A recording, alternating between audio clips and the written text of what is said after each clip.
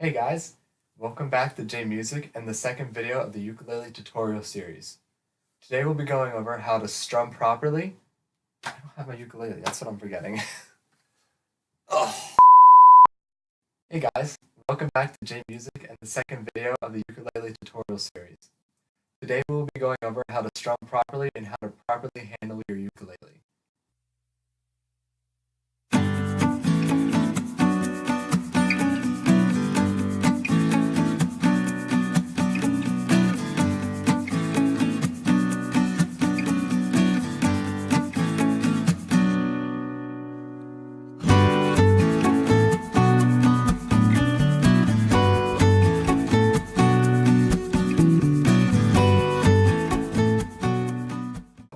First things first, how do you hold the ukulele? My dominant hand is my right hand, but even if you're a left-handed person, I still recommend you follow these tips because a lot of the ukulele content out there isn't going to be written specifically for a left-handed person, so you're going to be struggling to find a lot of content out there that's specifically like applying to you that you can use. So if you learn right-handed, you're going to be able to use a lot more music out there. Turn off, you want the butt of your ukulele and the elbow crease here. Your left thumb will most of the time be hanging out on the back of the neck of your ukulele. This will help give you support and help you play bar chords later on that are more complicated and hard to do sometimes for a beginner. The rest of your fingers on your left hand will be actually pressing down on the strings on the fretboard in order to play different notes. And meanwhile, while you're doing stuff with your left hand, your right hand will be helping out to hold the ukulele and to strum or pluck, depending on what kind of music you're playing. All of your fingers together will help you to firmly grasp your ukulele. Firmly grasp it! Firmly grasp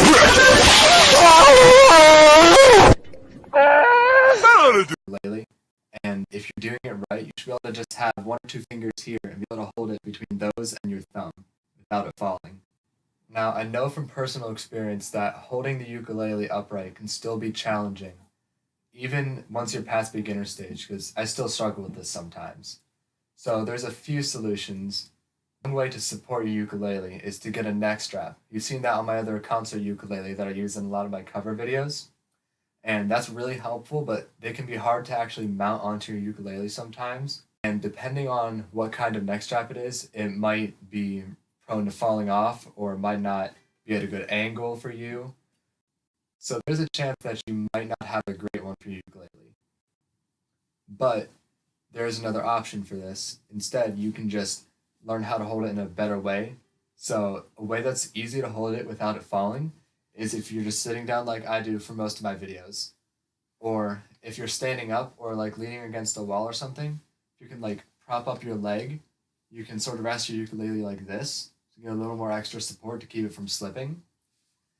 And your final option is just if you're standing, just learn how to hold it without it slipping. That's really just an individual thing because everyone has their own ukuleles and everyone's different. So your uniqueness will make the entire situation different for you. So on that regard, there's not much I can say to help you out. You just have to feel it and figure it out for yourself. If you're still struggling to hold your ukulele, make sure you're doing these three things. One, make sure your left thumb is supporting the neck of the ukulele. Number two, make sure the ukulele is leaning against your chest, because that will help a lot. If you're holding it out like this, there's not really anything there to keep it from like falling forward or backward or down or whatever weird angle. And the third thing you want to do is just always make sure you have your ukulele on the crease of your elbow there. That offers so much support, and I've seen so many people have it at a weird angle where it's not resting properly, and it's just less comfortable that way, and it's always going to be slipping, which is going to be a pain when you're trying to play a piece of music. Fun fact, according to my 1 minute Google search, super official and accurate, I know, the inside of your elbow is called the, oh, I gotta check my script, it's so weird, the cubital fossa. So now that you have the gist of how to hold your ukulele properly, we're going to go over strumming techniques. As we're doing these techniques, I recommend you play on a C major chord just so it sounds pleasant and it isn't that just annoying, sort of nasty sounding A minor 7. Have fun, especially if you're going to be practicing this over and over and over again. So chord chart up here in case you don't know how to play C major.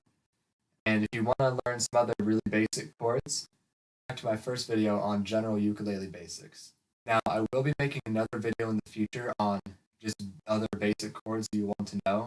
Stuff that isn't covered in my first video, like D major or E minor, helpful stuff like that, so you can play in a few more different keys to be a little more versatile when you're playing. Another thing I won't be going over in this video, but I will go over in a future video, is actual strumming patterns. That's a little more complicated, but for now we're just going to focus on how to actually strum instead of rhythms for strumming. So on the topic of actually playing, there's two ways to pretty much play your ukulele. There's strumming, and there's plucking, which is playing individual notes. Both of these can be done with or without a pick, and whatever you choose to do won't matter too much. It's mostly just up to personal preference. Now, before you go grabbing a guitar pick or something else, there's something you need to know, because this will help keep your strings safe and keep the quality of your ukulele longer.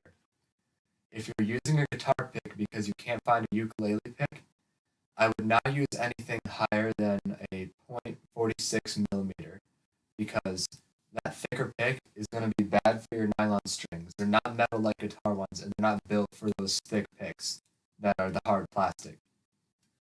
Now, if you do want to have a ukulele pick, they're not that expensive. You can get them at a link down below in the description.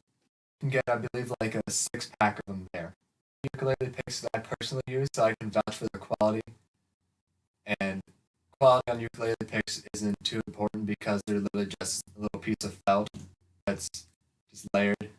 So just don't buy something super cheap online, because that might not be great.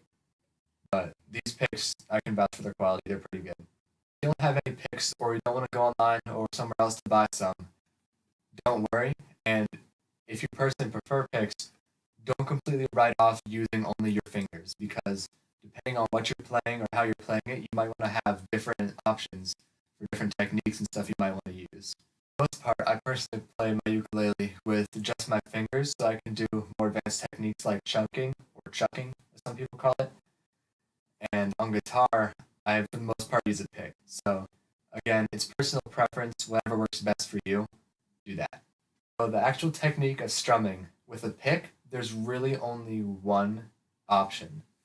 You pretty much hold it in between your fingers. No, let me actually get a pick. That'll help. Oh, I'm so prepared. I'm a good role model. Strumming with a pick, hold it between your thumb and one of these fingers. I wouldn't recommend thumb and pinky just because there's not a lot of control.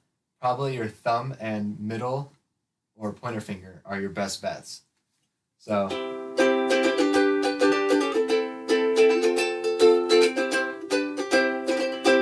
good tone, good control, all that.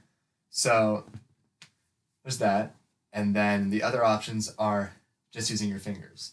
This is where there's more of a variation in how you can technically play and strum. The main methods I recommend for strumming with just your fingers are with your thumb only.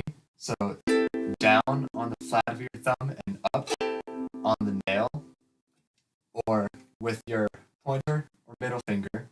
And for both of those, they'll be down on the nail and up on the flat side. You can hold two fingers together, your thumb and one of your other fingers, as if you're holding a pick, but instead using your thumb on the up strum and the other finger on the down strum, all on the nail. So it's like you're holding a pick, but instead you're just using your fingers and angling it. And those are your three basic kinds, but you can also mix it up and like combine them to a point. What I personally like to do is use 2 or 3 fingers at once with that technique, so down on the nail and up on the flat of the finger. And the reason I do that is so I can, again, do the chucking and chunking better. So if you have a pick, it's harder to like strum and then quiet the strings. But if you have your 3 fingers, they just so naturally just flow right into an open palm, so you can chuck it much quickly and with better sound quality. At this point, I encourage you to pause the video, go back and look at these different techniques I've explained, and try them out for yourself. Take a few minutes. If it doesn't work out, don't worry about that. Try all of them so you can get a feel for what you like the best. And just because you like one the best doesn't mean that you should stick with that forever. You can always change it up, and some techniques might be better for certain situations than others. When you're plucking, your left hand stays the same, thumb on the back of the neck, and your other fingers playing on the fretboard. But your right hand switches up some. You assign most of your fingers to a certain string. So your thumb is assigned to the G string, you're assigned to the C string, middle finger assigned to the E string, and your ring finger assigned to the A string. Now, this isn't set in stone. You can change it up some. The way I do fingerstyle often is having my thumb on the G and the C, going back and forth, and then my pointer finger on the E string and middle finger on the A string. Unfortunately, your right hand pinky finger does not get a lot of action when you're doing fingerstyle plucking stuff. So it just sort of sits there, just hanging out. Don't mind him, just keep him out of the way. When you get to a more advanced stage, you'll be able to combine both strumming and plucking in different songs, so you can do melody lines, chorus. You can do a whole lot more with the song. When you reach that point, you'll hopefully have a really good understanding of how to strum in a way you like and can control, and how to pluck the strings, again, in a way you like and control. Dealing with any of these techniques, don't give up. Just keep trying, because if you don't practice, you're never going to get anywhere. Practice, I know it's cliche, but practice makes perfect. You'll never be perfect. You can always strive for perfection whenever you're doing this.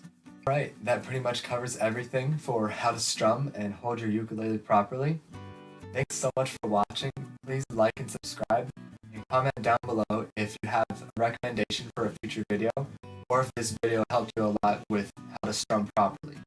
If you have any other questions, you can hit me up on my Instagram, and I'll be happy to answer any of the questions you have. Great day, and I'll see you on my next video.